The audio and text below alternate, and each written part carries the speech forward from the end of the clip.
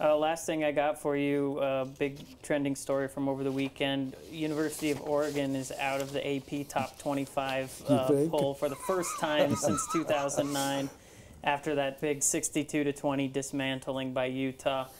Next on their schedule is Folsom Field. The Buffs. Wow, that's good. That's a good subject to bring up. Yeah, the Buffs are actually playing some good football right now. Do they stand a chance against Oregon? I haven't thought about that for a moment. That is good, because I did watch parts of that game. You couldn't watch it. It was like watching a brush fire in the woods expanding. Those uniforms were the worst of all the bunch they brought up. If either one of you saw them, they were just bright green with the duck, not the feathers or stuff. It was the goofy cartoon duck on the side. And I thought, you should burn those uniforms and that helmet. Utah now suddenly is the Pac-12 talk, is in the Pac-12 talk. And Oregon, you and I talked about that quarterback's not good. No. I mean, he came from Eastern Washington. He's not. He also has a broken index finger on his throwing hand, too. Be playing.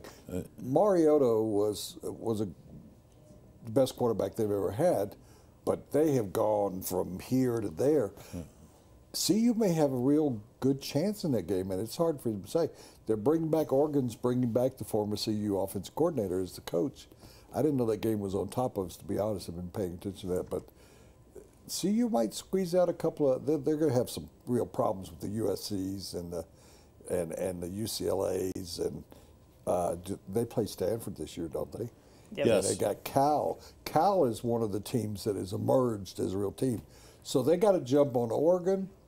They got to jump on Washington State. Arizona is not a very good team. They may be based on, you can't say Nickel State, but the game before that, they really, and beating CSU, which is a pretty decent team.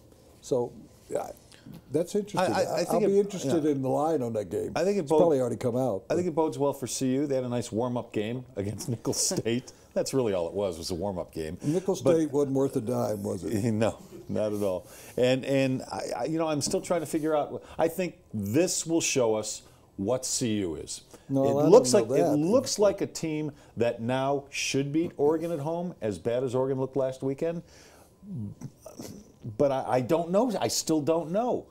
But it does bode well for them. That was the worst home loss by Oregon since the Broncos first went to the Super Bowl in 1977.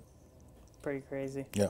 Well, John Mayer's going to be on it all week, and we'll be keeping an eye on Cefo's shoulder to see how that's holding up. So. Yeah. Thanks, Dan. Dan Boniface, go to our DenverPost.com. I almost said ESPN. Go to DenverPost.com, see what's trending now. And that segment was brought to you by John Elway Chevrolet. It's Colorado's #1 Chevy dealer. When you go to buy a car, what do you really want? You probably want a lot of cars to choose from.